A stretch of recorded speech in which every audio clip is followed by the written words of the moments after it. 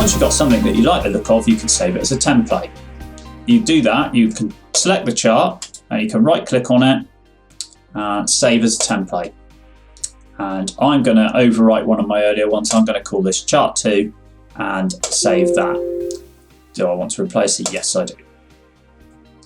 Okay, so I now have this as a template, but how do I apply it? Right, so I've got some new data come in now, maybe a different business or something. So more sales and profit numbers, and again, I'm going to highlight those.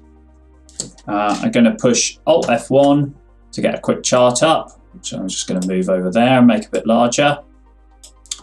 And then how do I get this now looking similar to how I did the previous chart? So I'm going to select chart type, and this time you'll see that we go to templates. And chart 2 is the template that I wanted, and you simply just click OK.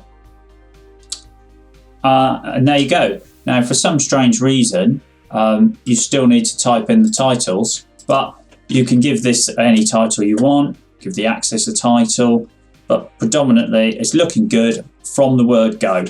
Now, I did a previous chart as well, so on a template, so I could just show you another one. So this time, a full screen template.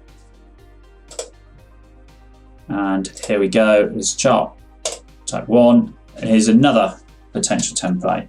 So instant sort of chart looking exactly how you want. If you've got reports that you produce every week or every month, but you're given different data, then this is an excellent way of producing that incredibly quickly indeed.